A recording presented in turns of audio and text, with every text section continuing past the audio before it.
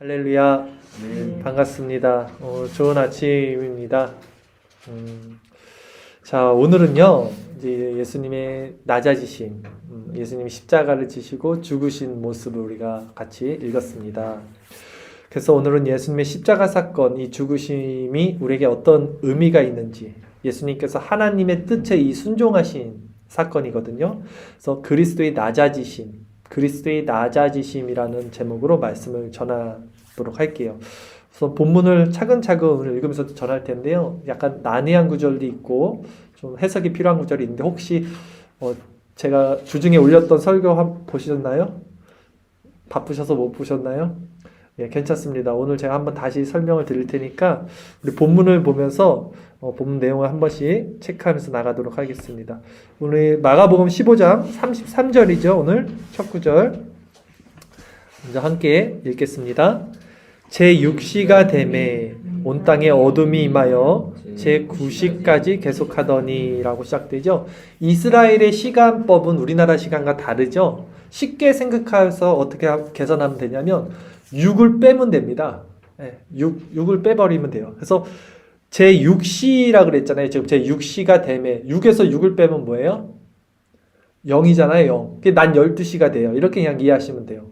그리고 어둠이 몇 시까지 계속했다 그랬어요? 제9시까지니까 9에서 6을 빼면 몇 시? 뭐예요? 대답을 해주세요. 너무 쉬워서 대답 안 하죠? 3이잖아요. 오후 3시. 그래서 난 12시부터 오후 3시까지 무슨 일이 있었습니까? 어둠이 계속 있었다. 이제 예수님이 오후 3시에 십자가에서 목숨을 다하신 거잖아요. 그때까지 3시간가량이 어둠에 있었어요. 참고로 예수님이 이제 몇 시에 십자가에 못 박았냐면 아침 9시죠. 예, 그때 이제 못 박았습니다. 자, 그래서 이 오후 12시부터 3시까지 어둠이 임했다는 이 시간은 신학자들은 보통 하나님이 예수님에게 얼굴을 이제 돌리셨다라는 표현을 자주 씁니다. 하나님이 외면하셨다. 그 시간이다라는 표현을 쓰기도 하죠. 자, 그리고 이제 마지막 오후 3시가 다 됐을 때 예수님이 이제 이렇게 소리를 지르는데요. 본문 마가복음 15장 34절이죠. 마가복음 15장 34절 한 절 같이 읽겠습니다. 제9시에 예수께서 크게 소리 지르시되 엘리 엘리 라마 사박다니 하시니 이를 번역하면 나의 하나님 어찌하여 나를 버리셨나이까 하는 뜻이라 그랬어요. 엘리 엘리라는 것은 이제 히브리어고요. 라마 사박다니는 아람어예요. 이것을 합성시킨 거예요. 사실 이게 구약의 시편인가요? 있던 구절을 인용하신 건데 엘리라는 말은 엘은 하나님이고 이제 나의 하나님이라는 거예요. 엘리. 라마 사박다니는 어찌하여 나를 버리셨나이까 라는 것을 하는 거예요. 예수님이 이렇게 말씀하셨다는 건데 좀 우리가 이 구절은 좀 난해해요. 해석이. 왜냐하면 예수님이 지금 십자가에서 죽으시기 전에 마치 원망하는 것 같아. 하나님을 향해서 절규하면서 하나님 왜 나를 버리셨어요? 라고 하는 것 같아. 그렇잖아요 지금. 나의 하나님 어찌하여 나를 버리셨나이까 라고 외치는 거예요. 그래서 이 기독교를 비판하는 사람들이 이 구절을 근거해서 이 예수님의 사역은 지금 실패한 거다라는 근거를 제시하는 구절이기도 합니다. 어떻게 해석을 해야 되냐면 근데 이제 성경을 볼 때 우리는 성경을 전체적으로 봐야 되는 말씀하시잖아요. 성경의 전후 맥락을 다 훑어서 보면요. 예수님이 엘리 라마 사박다니 꼭 이게 하나님께 자신의 비참함을 토로하고 원망하는 듯한 이 외침이 단지 그것만이 전부가 아니다라는 것을 알 수 있어요. 왜냐하면 첫 번째는 예수님 분명히 십자가를 지시기 전에 자신이 어떻게 죽음을 당할 건지를 분명히 아셨어요. 십자가에서 죽는다는 사실을 분명히 아셨어요. 변화산에서 분명히 엘리야와 모세가 나타났고 그거에 대한 얘기를 했을 거고 그리고 제자들에게도 이미 말씀을 했어요. 언지를 줬어요. 십자가에서 죽을 거고 갈릴리에서 다시 너희를 만날 거라는 이미 알고 있었는데 여기서 다시 왜 나를 버리셨습니까? 라는 것이 말이 안 맞잖아요. 지금 모순이 되는 부분이 있고요. 또 한 가지는 이 엘리 라마 사박다니 나의 하나님 왜 나를 버리셨나이까? 라고 하는 것이 이렇게만 이해할 수 없다는 것이 오늘 본문에는 정확히 나와 있진 않아요. 근데 이제 사복음서를 전체적으로 훑어보면 예수님이 십자가에서 돌아가시는 오후 3시에 오늘은 여기까지만 써 있는데 다른 구절에서 보면 다른 말들이 써 있습니다. 어떤 말들이 있냐면 한번 볼까요? 우리 주일설교 말씀 구절 요한복음 19장 30절이죠. 요한복음 19장 30절 말씀 그리고 누가복음 23장 46절까지 이 두 절 말씀 함께 보도록 하겠습니다. 시작. 예수께서 신포도주를 받으신 후에 이르시되 다 이루었다 하시고 머리를 숙이니 영혼이 떠나가시니라. 누가복음 23장 46절입니다. 예수께서 큰 소리로 불러 이르시되 아버지 내 영혼을 아버지 손에 부탁하나이다 하고 이 말씀을 하신 후 숨지시니라. 그렇죠? 오늘 본문에는 없지만 예수님이 뭐라고 하신다면 다른 성경 구절을 보니까 내가 다 이루었다라는 말을 하잖아요. 이루었대요. 하나님 왜 나를 버리셨나이까? 이게 아니라 다 이루었다라는 말씀을 하셨고 또 누가복음에 보면 아버지 내 영혼을 아버지 손에 부탁하나이다. 분명히 하나님께 전적으로 의지하고 이 구원 사역을 성취하셨다는 완성시켰다는 말씀을 또 하셨어요. 그러게 이런 말씀들을 전체적으로 살펴보면 오늘 본문에 나오는 엘리 라마 사박다니가 나의 하나님 어찌하여 나를 버리셨나이까 이 외마디 외침이 단지 하나님을 향한 예수님의 원망 섞인 절규는 아니라는 것입니다. 그러면 예수님이 엘리 라마 사박다니 이 절규어린 고통을 토로하신 이유는 무엇일까요? 그렇다면 왜 하나님 나의 하나님 어찌하여 나를 버리셨나이까 라는 말한 의미는 무엇일까? 왜냐면 예수님은 하나님이시죠. 만세 전부터 본질상 하나님과 같은 본체의 형상이셨어요. 한 번도 하나님과 단절되거나 떨어진 일이 없었던 분이신 거예요. 하나님 자신이었어요. 그런데 처음으로 하나님과 떨어지는 사건이 있었는데 이것이 바로 십자가 이 사건이었던 거예요. 오후 12시부터 3시 이 어둠이 쌓인 사건이 때였던 거예요. 우리 히브리서 1장 3절 말씀을 한번 봐볼까요? 주일 설교 말씀 구절 히브리서 1장 3절 같이 한번 읽겠습니다. 이는 하나님의 영광의 광채시요 그 본체의 형상이시라. 그의 능력의 말씀으로 만물을 붙드시며 죄를 정결하게 하는 일을 하시고 높은 곳에 계신 지극히 크신 이의 우편에 앉으셨느니라. 이는 이 누굴 가리키는 거예요? 지금 이는 예수님을 말씀하시는 거잖아요.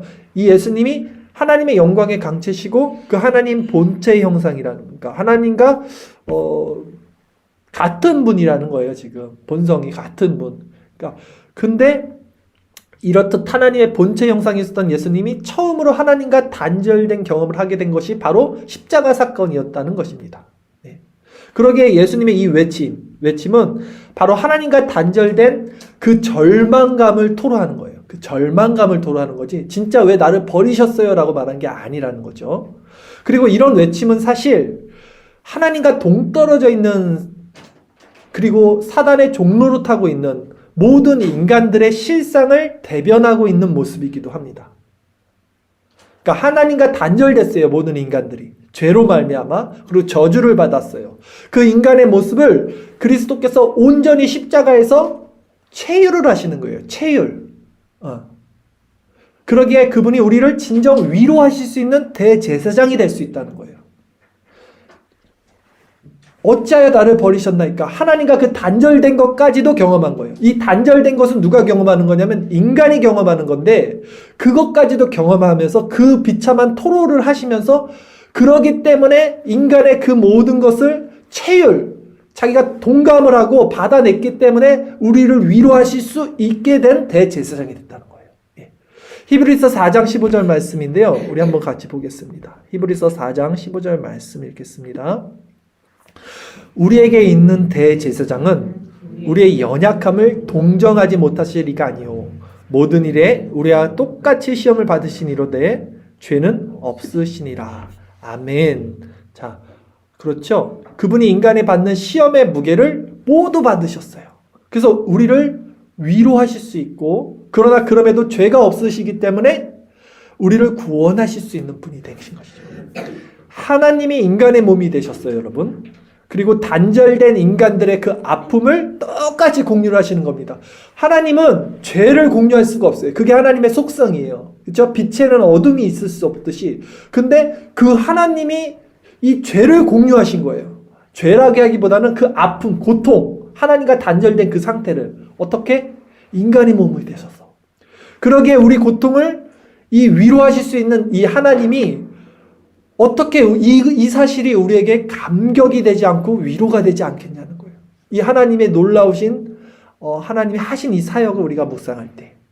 그런데 인간은 이 연약함을 체휼하신 그분의 절규를 바라보면서도 그게 어떤 의미인지를 모르는 거예요. 그리고 오해를 하는 거예요. 왜 저러지? 지금 저 뭔 소리 하는 거야? 하는 장면이 나오는 겁니다. 본문을 한번 볼까요? 다시 마가복음 15장 35절 말씀 같이 읽도록 하겠습니다. 같이 읽겠습니다. 곁에 섰던 자 중 어떤 이들이 듣고 이르되 보라 엘리야를 부른다 하고, 엘리 라마 사박다니 하니까 이거 엘리야 이 발음이 비슷하잖아요. 엘리야를 부르네 뭐 이러고 있는 거예요, 옆에 있는 사람들이. 그런데 왜 이렇게 옆에 있는 사람들이 엘리야를 부른다고 생각했냐면 사실 더 중요한 이유가 있는데, 이스라엘 사람들, 유대인들은요 종말이 오기 전에 직전에 엘리야가 다시 온다는 이 사상을 갖고 있었어요. 주일설교 말씀 구절 말라기서 4장 5절 말씀에 있습니다. 우리 같이 한번 읽도록 하겠습니다. 보라 여호와의 크고 두려운 날이 이르기 전에 내가 선지자 엘리야를 너에게 보내리니. 그쵸? 분명히 말라기 구약의 마지막 성경에서 마지막 여호와의 크고 놀라운 날, 그 종말의 때가 이르기 전에 엘리야가 온다라는 말씀을 예언이 있어요. 그래서 엘리야를 기다리고 있어요. 유대인들은 엘리야를 기다리고 있는데 진짜 엘리야가 말라기 이후에 마태복음이 시작되잖아요. 그러면서 오셨죠. 네, 그러니까 그 엘리야의 사역을 감당하는 분이 세례 요한으로 오신 거예요. 그래서 그분이 이 하나님의 백성을, 하나님의 마음을 알게 해준다. 그게 엘리야의 사역인데 바로 예수님을 소개하는 사역으로 이제 그 세례 요한이 엘리야의 사역을 하면서 이 세상에 온 거였던 거죠. 자, 어쨌든 그래서 사람들이 지금 엘리야를 부르고 있네, 저 예수님이, 이렇게 오해를 한 것입니다. 그리고 나서 또 이런 행동들을 해요, 그 사람들이. 오늘 본문 마가복음 15장 36절 한절 같이 읽겠습니다. 한 사람이 달려가서 해면에 신 포도주를 적시어 갈대에 깨어 마시게 하고 이르되 가만두라 엘리야가 와서 그를 내려주나 보자 하더라죠. 해면은 일종의 그 스펀지 역할을 한다고 보시면 되고요. 신포도주는 이제 어떤 고통을 경감시키는 마취제 역할을 한다고 보면 되는데, 그래서 이제 예수님의 고통을 경감시켜 주기 위해서 이게 주는 거예요, 입술에. 그런데 사실 이것은요, 오히려 어떤 해석들이 있냐면 예수님의 죽음을 더 시간을 연장시켜서, 죽는 시간을 더 연장시켜서 예수님이 더 고통받는 모습을 보려고 이렇게 해석하는 의도가 있었다. 저도 그거 타당하다고 생각합니다. 그러니까 지금 조롱하는 거예요, 계속해서. 예수님. 정말 엘리야가 올 때까지 얘를 한번 살려둬보자. 이렇게 하고 있는 거예요. 그렇게 이제 예수님은 십자가에서 모든 인류의 대속 사역을 완성하시고요. 죽으시죠. 숨지십니다. 본문 마가복음 15장 37절 말씀입니다. 같이 읽겠습니다. 큰 소리를 지르시고 숨지시니라. 아멘. 자, 그리고 예수님이 이제 죽으심과 동시에 놀라운 일들이 이제 일어났어요. 오늘 본문에는 또 정확히 나와 있지 않지만 이 사복음서를 보면요, 먼저는 휘장, 그 성소의 휘장이 위에서 아래로 찢어진 건 아시죠? 그리고 또 어떤 일이 있었냐면 죽은 자들이 일어났어요, 막. 요걸 한번 살펴볼게요. 마태복음 27장 51절에서 53절 말씀인데요. 같이 한번 읽도록 하겠습니다. 이에 성소 휘장이 위로부터 아래까지 찢어져 둘이 되고 땅이 진동하며 바위가 터지고 무덤들이 열리며 자던 성도의 몸이 많이 일어나되 예수의 부활 후에 그들이 무덤에서 나와서 거룩한 성에 들어가 많은 사람에게 보이니라. 그렇죠? 이게 무슨 말일까 이게? 우선 성소부터 보면요, 당시 이제 그 휘장이죠. 휘장은 두 개가 있었습니다. 성전의 휘장은 그 헤롯 성전이 지금 져지고 있는 상태인데 입구에, 성소로 들어가는 입구에 크게 하나가 있어요. 그리고 성소와 지성소 안에 들어가서 그 사이에도 아주 큰 2m가 넘는 아주 큰 휘장이 있어요. 두꺼운 휘장이에요.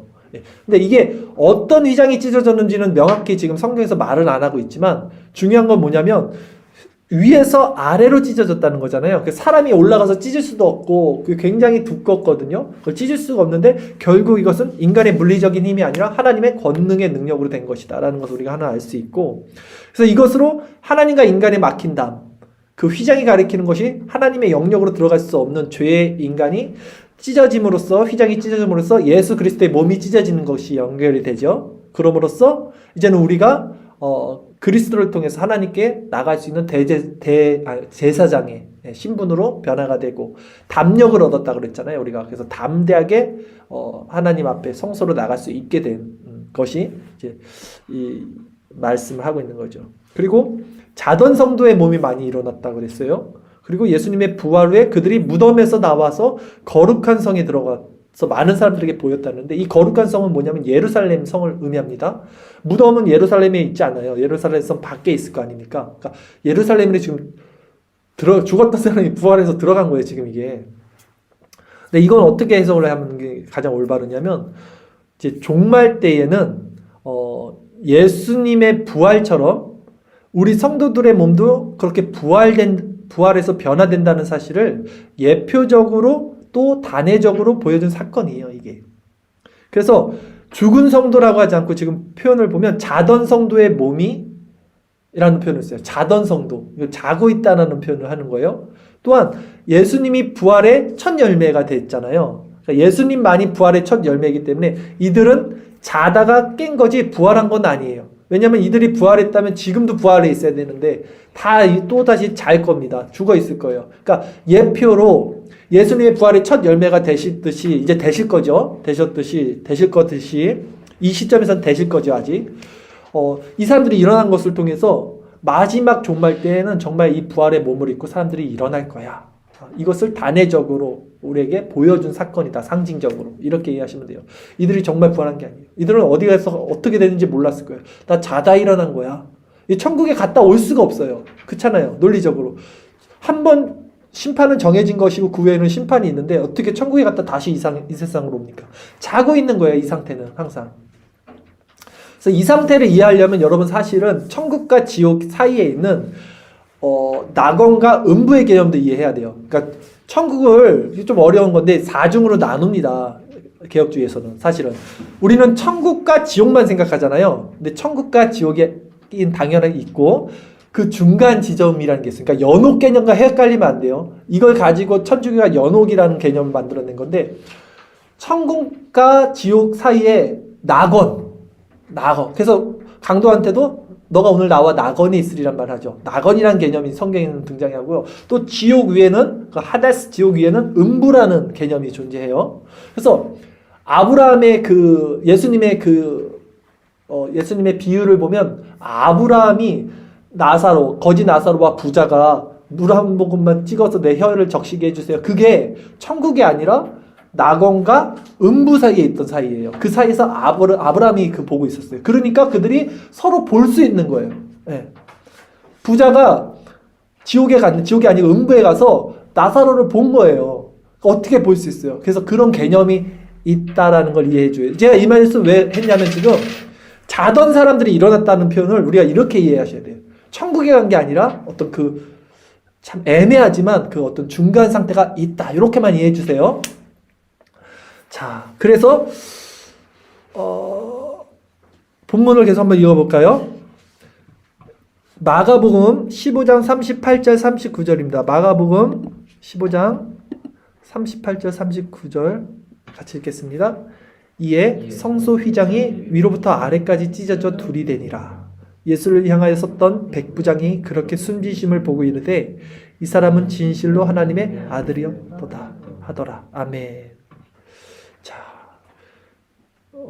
마지막 본문이죠. 예수님의 십자가 사건을 목격한 사람들이 고백을 합니다. 이 사람은 하나님의 아들이다. 지금은 백부장만 나왔지만 다른 복음서들 보면 여러 사람들이 그렇게 고백을 해요. 고백할 수밖에 없죠. 네. 감출 수가 없죠. 그리고 오늘 마지막 본문을 읽겠습니다. 마가복음 15장 40절, 41절 오늘 마지막 본문입니다. 읽겠습니다. 멀리서 바라보는 여자들도 있었는데 그 중에 막달라 마리아와 또 작은 야고보와 요새의 어머니 마리아와 또 살로메가 있었으니 이들은 예수께서 갈릴리에 계실 때에 따르며 섬기던 자들이요 또 이외에 예수와 함께 예루살렘에 올라온 여자들도 많이 있었더라. 이렇게 됐죠. 지금 누구들이 나와요? 다 여자들이 엄청 나와요. 그렇죠? 거의 다 여자예요 지금. 성경은 왜 굳이 이런 여자들을 지금 예수님의 이 십자가 사건 말미에 기록했을까? 당시 여자들은요, 또 아이들과 여자들은 사람 인구로 치지 않았잖아요. 유대 세계에서는 사람으로 인정받지 못한 부류가 여자와 과부, 뭐 아이들 이랬단 말이에요. 그러기에 성경이 지금 이런 여자들을 가장 중요한 십자가 사건의 증인으로 지금 제시한 이유는 예수님의 복음은요, 늘 가장 낮고 천한 자들에게 주어지고 그들만이 따를 수 있다는 사실을 상징적으로 보여주고 상기시켜주는 장면이라고 할 수 있어요. 증인이 될 수 없는 자들을 증인으로 세워서 성경에서 그들을 부각시킨 거예요. 즉 여자로 상징되는 가장 낮고 비천한 자들이 바로 교회라는 거예요. 세상이 볼 때는 아주 비천한 모습인데 우리가 증인이 되는 거예요. 그것을 여자로 표현한 거예요. 세상은 이러한 교회를 보고 손가락질을 하겠죠. 바보들이라고.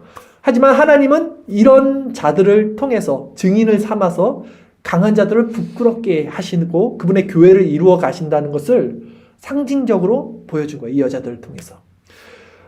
고린도전서 1장 26절에서 29절까지 말씀인데요. 주일설교 말씀 구절입니다. 우리 한번 같이 읽도록 하겠습니다. 형제들아 너희를 부르심을 보라. 육체를 따라 지혜로운 자가 많지 아니하며 능한 자가 많지 아니하며 문벌 좋은 자가 많지 아니하도다. 그러나 하나님께서 세상에 미련한 것들을 택하사 지혜 있는 자들을 부끄럽게 하려 하시고 세상에 약한 것들을 택하사 강한 것들을 부끄럽게 하려 하시며 하나님께서 세상에 천한 것들과 멸시받는 것들과 없는 것들을 택하사 있는 것들을 폐하려 하시나니 이는 아무 육체도 하나님 앞에서 자랑하지 못하게 하려 하심이라. 아멘. 이게 교회의 정체성이에요. 그래서 여자들이 등장하는 거라고요, 지금. 사람 취급 못 받던 여자들이. 그러니 여러분들도 이런 말씀에 힘을 얻어야 돼요, 우리가. 네. 이것이 우리의 진짜 위로가 되고 힘이 되고 하나님께 영광을 돌릴 수 있는 믿음의 근거가 되는 거예요, 여기서. 내가 잘났어요. 어떻게 하나님께 영광을 돌리겠어요? 내가 잘나서 영광을 내가 받아야 되는데, 근데 내가 못났어요. 근데 하나님 은혜를 주셨네? 그러니까 이게 하나님께 영광을 돌릴 수 있는 원리가 되는 거예요. 네. 자, 오늘 본문을 통해서 여러분, 우리는 십자가에서 고난을 받으시고 죽으신 그 예수 그리스도의 모습을 이렇게 쭉 살펴봤습니다. 신학적으로 말하면요, 예수님이 지금 낮아지신 이 사건을 비하라고 그래요. 낮아지는 거, 비하. 예. 그리고 이 비하, 예수님의 낮아지심을 4단계로 나눕니다. 4단계. 첫 번째는 뭐냐면 성육신 사건. 하나님이 인간의 모습으로 이 땅에 오신 것이 낮아진 거죠. 그것만큼 낮아진 게 어디 있겠어요, 사실. 하나님이 인간의 모습으로. 그렇죠? 여러분 보고 개미 되라 그러면 될 수 있겠어요? 근데 하물며 하나님이 개미보다 못한 인간의 모습으로 이 땅에 오신 것. 그것이 낮아지심의 첫 단계, 비하의 첫 단계, 성육신 사건이었어요. 그리고 두 번째는 뭐냐면 율법에 순종하신 거예요. 33년 동안 예수님이 율법을 다 지키고 율법 아래서 할례도 받으시고 세례도 받으시고 율법을 조성하신 사람이잖아요. 율법의 조성자가 율법 아래 묶인 모습도 낮아지는 거예요. 그리고 세 번째 낮아짐은 십자가를 지시는 거. 핍박받고 조롱받고 또 고통받고 육체적 고통을 받고 그 형벌을 받고 얼마나 그 낮아지시겠어요. 하나님이시. 마지막 낮아지심이 무덤까지 내려가는 겁니다. 네. 죽으신 거. 네. 하나님은 죽음이 없는데 그 죽음의 상태까지도 경험하신 만큼 낮아진 거. 이것을 그리스도의 사중 비하, 낮아지심이라고 하는데요. 그러니까 우리가 그리스도를 묵상하라는 말 많이 하잖아요. 그리스도를 바라봐라, 그리스도를 묵상하라 이런 말씀할 때 그리스도를 그냥 뭘 묵상하는 게 아니라 무턱대고 이렇게 묵상하는 거예요. 그리스도의 낮아지심을, 그리스도의 성육신, 율법에 순종하심, 십자가 형벌을 받으심, 무덤까지 죽기까지 낮아지심. 이걸 하나하나씩 세세하게 묵상을 해보세요. 그 그리스도의 묵상을 통해서 우리에게 위로와 힘을 받는 거라는 거죠. 예, 그렇게 묵상을 하는 거예요. 자, 하나님께서 인간의 몸으로 이 땅에 오셨다는 그 성육신과 또 아까 말씀하신 율법에 순종하신 거, 또 십자가의 고통을 받으신 거. 자, 하나님이 인간에게 조롱을 당하고 채찍에 맞고 피를 흘리고 마치 도살장에 끌려가는데도 아무 묵묵한 그 양처럼 모든 수모를 묵묵히 받아내셨어요. 그리고 하나님 앞에 그 순종하는 모습을 우리가 이렇게 묵상을 하는 거예요. 그게 그리스도를 바라보는 거잖아요. 근데도 아무 느낌을 받지 못해. 이것을 보고. 뭐 그것이 성도겠습니까? 그건 성도가 될 수 없어요. 사람이, 하물며 사람이라도 이 감정이 지금 올라올 텐데, 성도인데 이 그리스도의 낮아지심을 묵상하면서도 그리스도를 바라보는데 아무런 거리낌이 없고 느낌이 없다? 그건 성도가 아니죠. 성도가 있을 수 있을 거 없죠. 그래서 우리는 이런 그리스도의 낮아지심을 묵상하면서 은혜를 받는 거예요. 저는 항상 그래요. 우리는 속에서 겉사람이 이렇게 올라오잖아요. 항상 올라올 때가 있잖아요. 나도 모르게 막 나쁜 생각이든 부정적인 생각이죠. 나쁜 생각이라는 게 결국 그것이 이제 또 생각이 들면 행동으로 행동까지 옮겨지면 안 되고 그거는. 근데 그럴 때, 그러니까 내가 주체할 수 없는 나의 마음의 상태들이 있잖아요. 간혹 내 감정 같은 걸 내가 컨트롤하지 못하는 상황들이 있잖아요. 안 좋은 악한 것들, 부정적인 것들이 올 때는 저는 그냥 그리스도를 묵상해요. 바로바로 그 순간순간. 그러니까 무턱대고 그리스도를 묵상하는 게 아니라 이런 것들을 하나하나 묵상하는 거예요. 그분의 순종하심, 하나님인데 그분이 이렇게 순종하셨네를 그냥 묵상하면서 내 그런 나쁜 악한 부정적인 감정들은 한순간 사라져요. 그러면 그리고 그 그리스도의 빛이 내 마음에 그냥 차요. 그러면 그 내 악했던 나빴던 감정들이 또 금방 그리스도 안에서 그리스도의 성품으로 속성으로 변화돼요. 저는 이 방식을 늘 써요. 여러분들도 이걸 쓰시라고요. 그리스도를 이걸 묵상한다는 게 이런 거예요, 여러분. 뭐 주문해오는 게 아니에요. 그리스도를 묵상하는 건 진짜 생각하는 거예요. 하나님이 인간의 모습으로 그렇게 할 수 있을까라는 걸 생각만 하더라도 그 사랑이, 그 아름다우심이 어떻게 우리 안에서 전이가 되지 않겠냐는 거예요. 그것이 그리스도의 얼굴에 비친 하나님의 영광을 우리가 받는 것입니다. 그러게 우리가 그리스도의 낮아지심을 진정 깊이 깨닫고 묵상하게 되면 이런 그분의 아름다우신 속성 앞에 우리는 넙죽 엎드릴 수밖에 없는 존재가 됩니다. 정말 넙죽 엎드리고 마음이 겸손해지고 선해지고 내가 선해져야지 이게 아니라 그냥 묵상하면서 내 마음이 다시 선해지고 착해지는 거예요. 그리고 자연스럽게 그분의 속성을 따라 우리 안에 이제 순종하심과 선하심, 아름다운 속성들이 이렇게 드리워지게 되는 것. 이것이 그분의 형상으로 닮아가는 그리스도를 묵상하는 방법입니다. 자, 우리 성경 말씀 한번 읽어볼까요? 베드로전서 2장 9절 말씀인데요. 베드로 사도가 이렇게 말을 합니다. 우리 같이 한번 읽어보겠습니다. 시작. 그러나 너희는 택하신 족속이요 왕같은 제사장들이요 거룩한 나라요 그의 소유가 된 백성이니 이는 너희를 어두운 데서 불러내어 그의 기이한 빛에 들어가게 하시니 아름다운 덕을 선포하게 하려 하심이라. 아멘. 말씀 굉장히 영적이고 깊은 말씀인데요. 어제 우리 하이델베르크 나누면서 김택성 집사님이 이 구절을 가지고 하신 말씀이 참 마음에 새겨졌는데 뭐라 그러셨냐면 이 말씀 되게 멋있는 말이에요. 어려워요. 보세요. 뭐 어떻게 말했냐면 지금 뭐 그의 기이한 빛에 들어가게 하신 이의 아름다운 덕을 선포하게. 뭐 멋있잖아요. 말이 예쁘잖아요.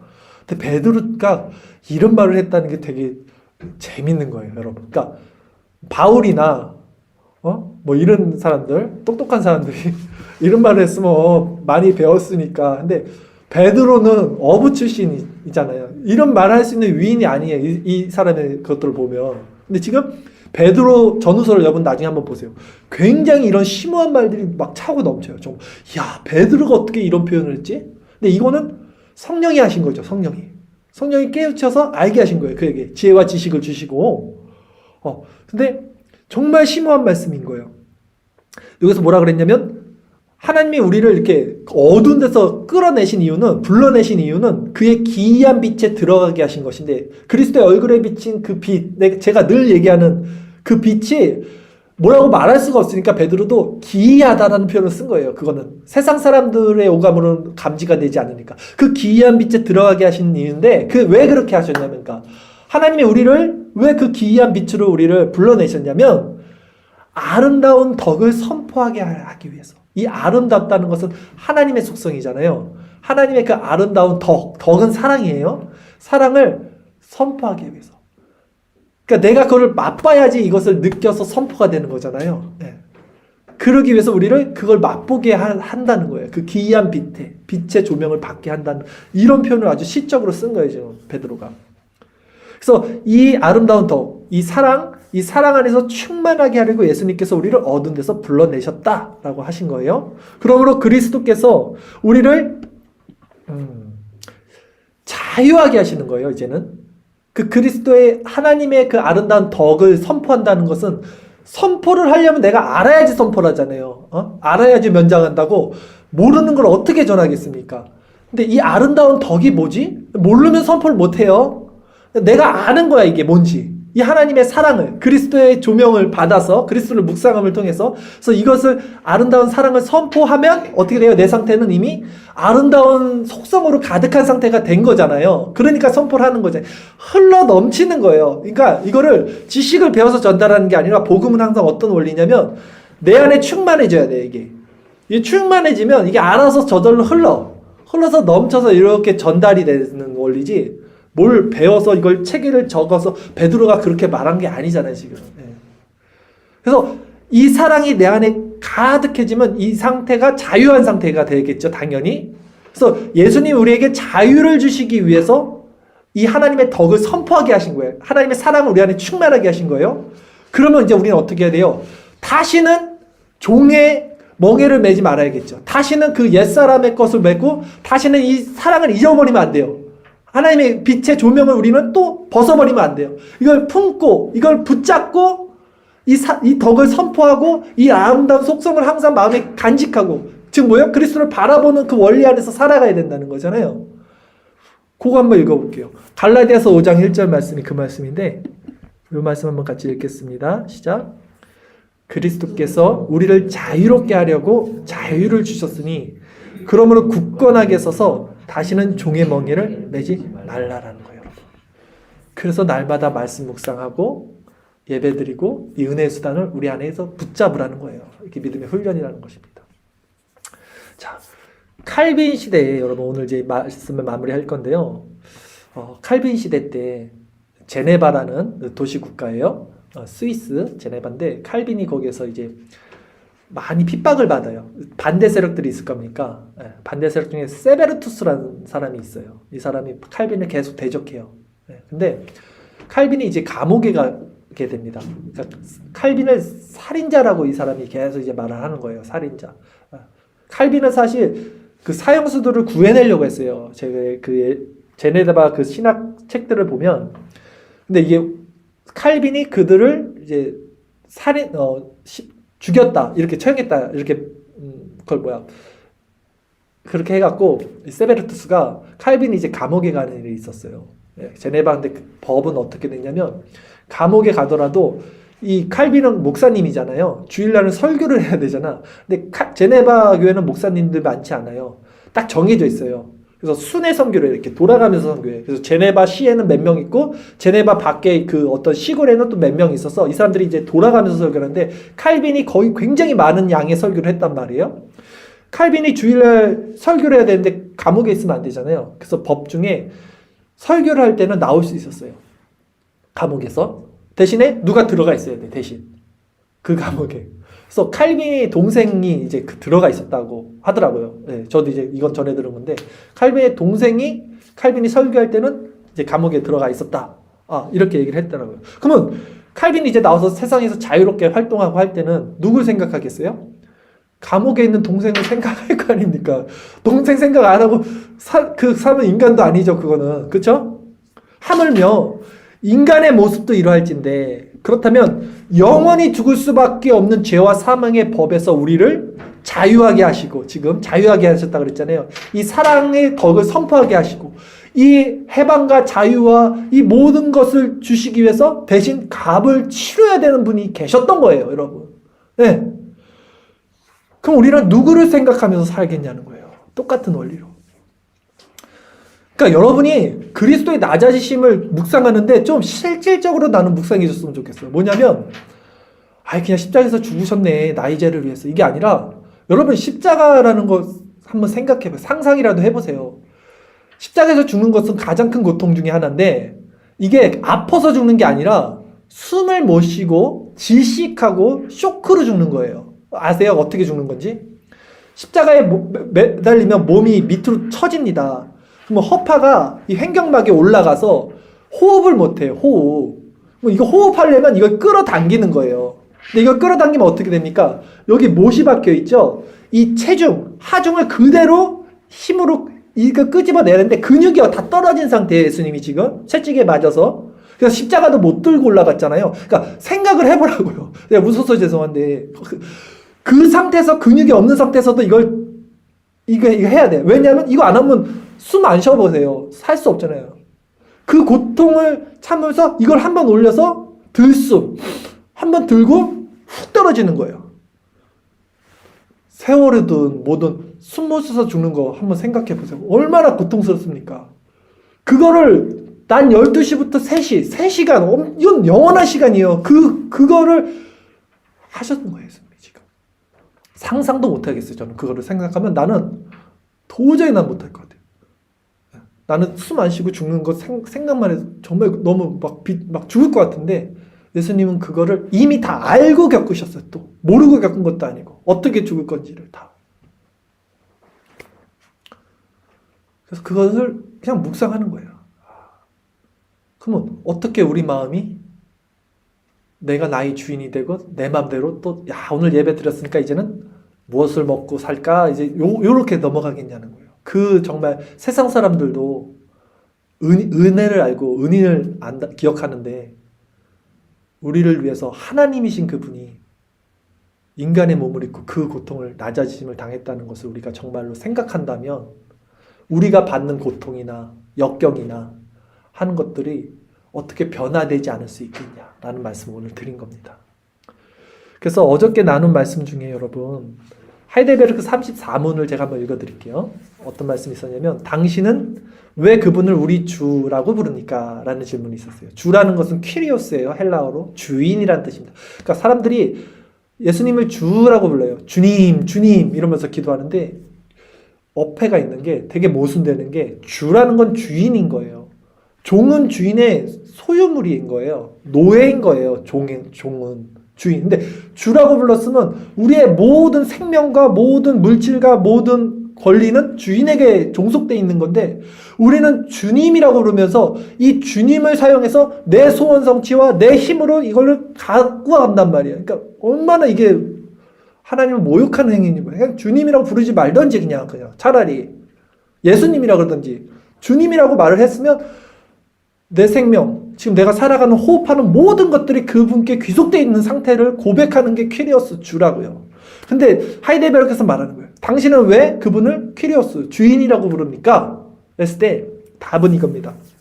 왜냐하면 그분이 예수님이 금이나 은이 아니라 그의 보혈로서 그분의 낮아지심으로 우리의 몸과 영혼을 모든 죄로부터 구속하시고 용서해 주시고 속해 주시고 우리를 마귀의 모든 권세에서 또 우리가 살아가는데 우리 생각과 사고 그 마귀의 권세로부터 해방하여 주셨으므로 이제 우리가 주님의 것으로 주님이 우리를 삼으셨기 때문에 우리가 주인이라고 고백한다고 이 고백이 있는 거예요. 우리가 오늘 말씀 마치면서 그리스도의 낮아지심을 여러분 진정 묵상한다면 이제 우리는 우리 자신의 것이 아니라 그분의 핏값으로 사신 자라는 사실을 다시 한번 확실하시고 그분을 우리 안에 우리의 주인으로 모시고 살아가는 자들이 되어야 될 것입니다. 그러므로 사나 죽으나 우리는 그리스도의 것이라는 고백으로 살아가는 자들이 그리스도인인 거예요. 우리가 그리스도를 바라볼 때 그분의 특히 오늘 배운 낮아지심을 묵상할 때 그분의 성령이 우리 안에서 더욱더 그리스도가 우리의 주인됨을 드러내 주시고 우리가 그분에 속해서 그분의 아름다운 덕을 선포하는 자들로 하나님께 영광 돌리는 그런 우리들이 될 수 있게 해주기를 간절히 바라겠습니다. 자, 고린도전서 6장 19절 20절 마지막 이 말씀 읽고 우리 기도하고 마치도록 하겠습니다. 우리 같이 읽겠습니다. 너희 몸은 너희가 하나님께로 받은 바 너희 가운데 계신 성령의 전인 줄을 알지 못하느냐. 너희는 너희 자신의 것이 아니라 값으로 산 것이 되었으니 그런즉 너희 몸으로 하나님께 영광을 돌리라. 아멘. 기도드리겠습니다.